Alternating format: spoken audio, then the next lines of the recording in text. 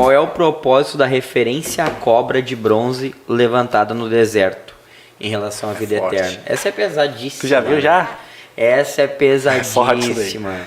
Olha só, eu vou dar uma explicação antes de nós abrirmos o livro da Bíblia. Isso aqui é muito forte. Eu não sou de anotar, mas hoje eu anotei porque eu estava muito nervoso. Pra não gaguejar muito, mas estou me soltando agora. Não, tá se sentindo em casa já. Glória a Deus. Essa é a ideia. Irmãos, olha só, Deus ele é perfeito em tudo que ele faz. Jesus Cristo, ele é o maior ensinador de todos os tempos e ainda é. Ele é a pessoa e o ser que mais deu exemplo para todos nós. Ele foi o maior e é o maior que sempre nos dará o exemplo. Jesus Cristo, antes de ele muitas vezes ensinar, ele primeiro colocava em prática. Quando ele foi batizado por João, ele primeiro fez para depois ensinar os outros.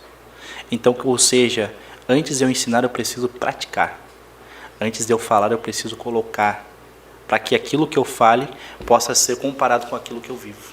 Então, essa passagem que nós lemos, que ele fala a respeito sobre a serpente que foi de bronze que foi levantada no deserto, aquela passagem que diz que o povo estava no deserto com Moisés, liderado por Moisés, o povo começou a reclamar no meio do deserto. Começou a murmurar e começou a falar contra Deus e contra Moisés. E eles começaram a falar entre eles dizendo: Moisés nos trouxe aqui para morrer no meio do deserto. E até mesmo eles mencionaram dizendo: olha, lá no Egito era melhor. Ou seja, eles foram muito ingratos com tudo aquilo que Deus tinha feito por eles. Se nós lermos ali no Antigo Testamento, quando eles estavam com frio, Deus mandava uma coluna de fogo. Uma coluna de fogo. Quando o sol estava quente demais, ele mandava nuvem. Então, quando o povo estava com fome, ele mandava maná do céu. Uma hora o povo começou a reclamar que até a própria palavra de Deus diz que Deus envia codornas. E diz assim, esse povo vai comer tanta codorna que vai sair até pelo nariz. Então o povo nunca estava satisfeito. Aí Deus vendo isso, e a ingratidão, eu falo algo sempre. Eu sempre repito essa palavra. A ingratidão é algo muito feio. A ingratidão é quando nós não reconhecemos aquilo que fizeram por nós. E é muito feio isso. Então aquele povo não estava reconhecendo tudo aquilo que Deus tinha feito. Porque eles estavam olhando somente para as dificuldades. E quando eles começam a reclamar e começam a falar mal de Deus e de Moisés, Deus ele começa a enviar serpentes. E essas serpentes no meio do deserto começam a picar o povo e muitos começam a morrer. E o povo, desesperado com tudo aquilo e também o que eles fizeram por falar mal, porque em Provérbios diz que a sétima coisa que Deus abomina é aquele que cria contenda entre os irmãos, ou seja, aquele que fala mal de um para os outros, né? Então, quando Deus começa a enviar serpentes, o povo começa a morrer. O povo, reconhecendo o que fez de errado, começa a clamar a Moisés: Moisés, nós pecamos contra o Senhor e contra ti. Peça a Deus, roga a Deus para que Deus tire as serpentes. Sabe o que Deus fala para Moisés? Moisés vai lá, roga a Deus, pede para Deus tirar a serpente, Deus não tira. Mas Deus diz assim: Moisés, constrói uma serpente de bronze e coloca sobre uma haste. E todo aquele que for picado, olhando para a serpente, não morrerá. É forte. Aí Jesus vem dizendo que é necessário que o Filho do homem, que seria ele, aconteça isso também, para que todo aquele que nele crê não pereça, mas tenha vida eterna. Ou seja, por mais que nós estejamos morrendo, se nós olharmos para ele e crer nele como Salvador, não iremos perecer como aqueles homens, iremos ter vida eterna. É louco, forte, né? Cara, a palavra de Deus que a gente falou, ela é linda, verdadeira. Jesus, ele passou a vida toda nos ensinando e até hoje, né? A gente recebe revelações da palavra dentro e fora, né, das quatro paredes. A gente fala da igreja, né? E porque eu vou falar um negócio assim. Eu fui no hospital e eu vi um senhorzinho tomar água. Por que eu tô falando que a palavra de Deus ela se revela a nós dentro e fora da parede? Porque tu vai, às vezes eu vou lá, o Pablo vai estar pregando, o pastor Pablo, e ele recebe uma revelação do Espírito e ele prega sobre aquilo e eu saio dali transformado. E às vezes a gente está fora da igreja, a gente recebe um bom exemplo, algum irmão planta uma semente em nós que, cara... Com certeza. Né? Eu falei do Darwin, um grande amigo meu aí hoje, e o Darwin disse, cara, buscar Deus minuto a minuto, que eu disse pra ele, cara, tô tentando viver uma vida mais constante com Deus toda hora, verdadeira. E ele disse, cara, eu tô tentando minuto a minuto. Tipo, Ele estava refinando Forte. mais ainda não é que ele seja mais espiritual, Sim, não era eu isso que ele entendi. estava dizendo. Mas ele estava dizendo, cara, como é difícil, É né? difícil. E esse homem, eu tava lá, um senhorzinho, ele foi tomar uma água, igual vou tomar agora aqui, ele ia no bebedouro e tomava uma água. Saía, daqui a pouquinho, né, nós ficamos bastante tempo no hospital. Daí eu tava esperando um parente e ele, daqui a pouquinho, foi lá e tomar água. Todas as vezes que ele ia tomar água, ele fechava, servia o copo, orava, eu via que ele orava, sabe? E ele, tá, beleza, a primeira vez, a segunda, a terceira, não sei quantas vezes ele tomou água, chegou um ponto que eu me obriguei a perguntar para ele. Mas o senhor agradece, o senhor está orando todas as vezes que o senhor pega água? Ele disse assim, sim, por que não? E aí eu disse para ele, não sei. Aí ele falou, não agradece pela comida? Aí eu, sim, eu agradeço pela comida. Aí, por que tu agradece pela comida e não agradece pela água? Pá, forte. E aí eu falei, não sei. Sabe por que tu agradece pela comida e não agradece pela água? Porque a comida talvez tu ache que tu não vai ter sempre. E a água, tu tem ela sempre. Forte. Tipo, tu abre a torneira da tua casa, tu tem água, tu vai Glória a tomar, Deus. tem água. E eu fiquei, caraca, velho. Que doideira é essa que esse homem de Deus tá vivendo? Sabe? É entender que Deus, ele precisa ser agradecido e exaltado nas coisas mais simples. É verdade. Um copo d'água. Um copo d'água.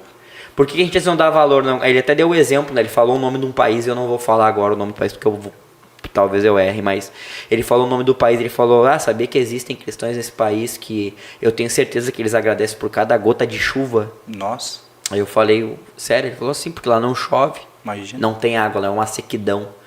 Então eles devem agradecer sempre pela água. Mas como a gente tem abundância, aí sabe, aí tu vem trazer isso pra graça de Deus, né? A salvação dele. Eu posso pecar porque eu posso simplesmente ir lá olhar para aquela cruz e eu vou ser redimido dos pecados.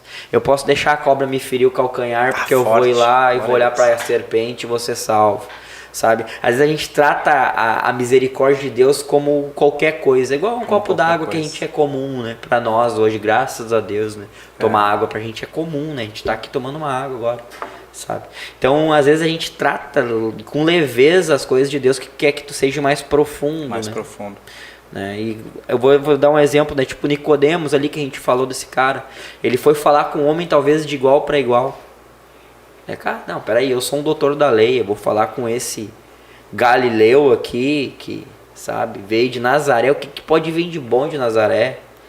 E aí ele vai lá e se surpreende com um cara dizendo pra ele, não, tem que nascer de novo.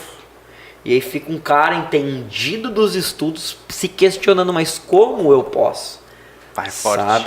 E aí vem alguém, Jesus dizendo, quando a gente falou sobre o livre-arbítrio ali, tu tem o livre-arbítrio, tu pode escolher pecar.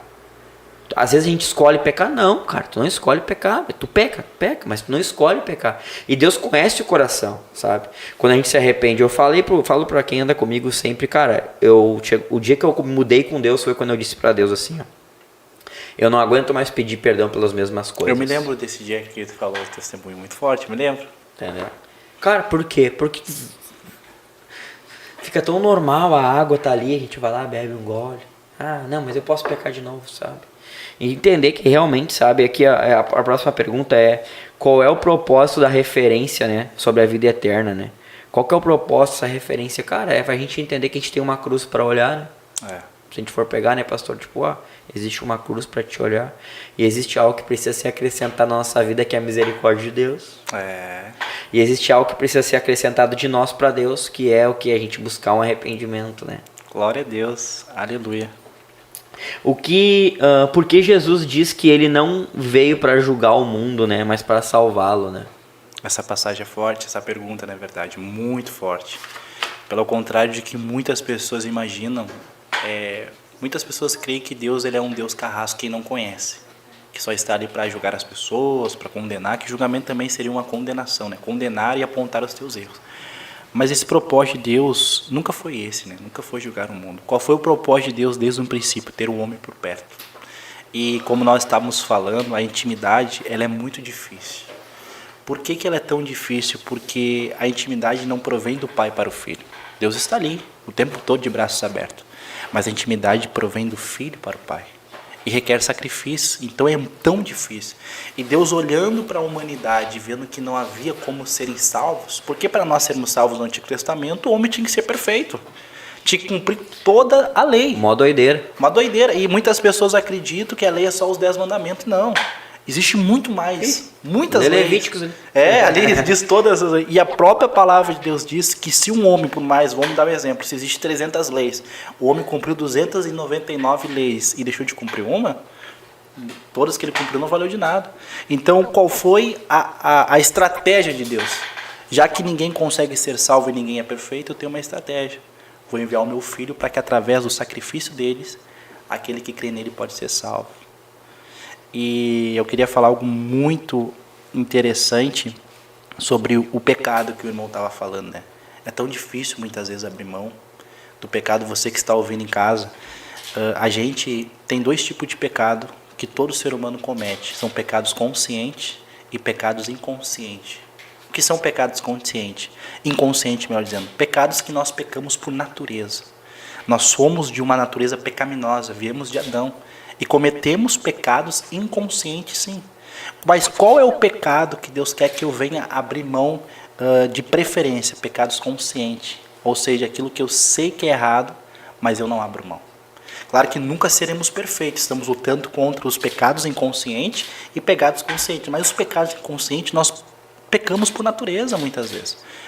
Uma fala, algo do tipo, um pensamento. E isso tem que ser mudado também. Mas o maior propósito, além de nos salvar, além de nos transformar, além de nos usar para a sua obra, é que nós venhamos deixar os pecados conscientes. Porque o pecado, Deus jamais vai se afastar de ti. Apesar de ter aceitado Cristo depois de velho, né? O meu avô, ele era presbítero da Assembleia de Deus. E eu sempre ouvi essa fala, né? Quando você peca, a primeira coisa que Deus faz, Deus se afasta de você. E não. Deus, ele não compactua com o pecado. Mas quando eu peco, não é Deus que se afasta de mim. É o pecado que faz me afastar de Deus. Entende? Exato. Então a gente precisa abrir mão desse pecado. E não é fácil, irmãos. Não é fácil abrir mão dos pecados. E Cristo está ali. E eu vou dizer uma coisa para você. A gente precisa de uma renúncia verdadeiramente. E, irmão Everton, eu vou falar uma coisa para ti. Deus, ele tem me levado em muitas igrejas para a honra e para a glória dele, em muitas denominações, e eu sou grato a Deus por isso. E eu falo sempre isso: você que quer ser um homem de Deus, uma mulher de Deus, Deus, ele pode levar você a qualquer púlpito, a qualquer igreja, a qualquer denominação.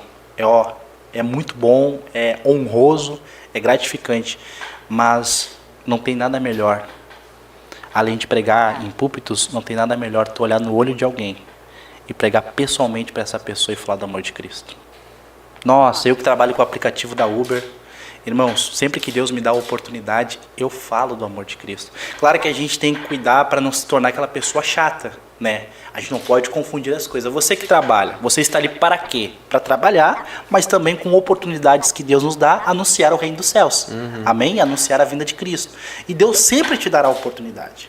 Eu preguei na Uber, e eu trabalho até hoje, para a honra e para a glória de Deus. Muitas almas aceitaram Jesus. Muitas almas voltaram para o caminho do Senhor. Aleluia. Por quê? Porque a gente precisa, aí você em casa deve estar pensando: pastor, eu falo do amor de Cristo e eu estou perdendo os meus amigos. Eu estou perdendo a minha família.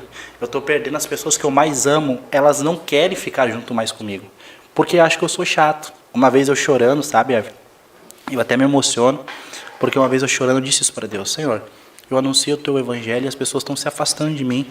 Aí o Espírito Santo disse assim para mim: é melhor alguém se afastar de ti, mas conhecendo a verdade, do que viver no teu lado sem nunca ter ouvido. Então a gente precisa, de uma vez por todas, anunciar o evangelho. E outra coisa, fique firme. Renuncie os teus desejos. Nasça de novo enquanto dá tempo, porque muitas pessoas se garantem: eu sou salvo e sou salvo eternamente. Não, é uma luta diária. Saul, ele era rei e perdeu seu reinado por causa da sua desobediência. Por mais que não seja Deus, ou melhor dizendo, por mais que não fosse Deus que levantou ele como rei, mas sim o povo, ele perdeu seu reinado por causa de sua desobediência, por desobedecer a Deus. Então a salvação é muito séria. A salvação não é um contos de fada, que nem o gaúcho fala, não é uma historinha para boi dormir. A salvação é real. Cristo é real. Cristo é verdadeiro. E eu falo isso na igreja e vou repetir milhões de vezes. Procure conhecer quem realmente é Cristo, Ele vai se revelar a vocês. Everton, eu não quero mais ser só um ouvinte. Porque alguém teve uma experiência com Deus e Deus fez isso, porque alguém buscou na madrugada o céu sobre. Eu quero ser uma pessoa não ouvinte, mas alguém que viva essa experiência com Deus. E como? Buscando. E não é fácil. Buscando o Senhor, que nós teremos essa experiência com Deus. Tipo, eu falo que eu quero ter um livro com ele, né? Forte. Um dia eu... cara, se João pôde, se Mateus pôde, se Paulo pôde. Cara, mas, não, os homens, eles eram homens como eu. Eles viram, apalparam coisas do Espírito de Deus, de Jesus. Cara, eu preciso, sabe, ter experiências minhas com Deus. Hoje eu tenho um filho de 10 anos, Murilo, e eu oro com ele. Quando a gente ora, eu e a minha esposa com ele, a gente tem nosso momento, a gente ora junto, e eu falo todas as vezes que a gente ora junto, a gente fala para ele, cara, Senhor, não priva o nosso filho de ter experiência contigo. Que ele não venha apenas viver as experiências do pai. Porque uma vez o meu pai fez isso, uma vez a minha mãe fez isso. Amém, glória a Deus. Mas não, Senhor, eu quero viver as minhas experiências contigo. Sabe? E às vezes, a maioria das vezes é o que falta para nós, né? Querer realmente buscar uma experiência com o pai, né? Porque ele tá ali disposto, né? Te dar uma experiência nova com ele, renovar a tua vida, né?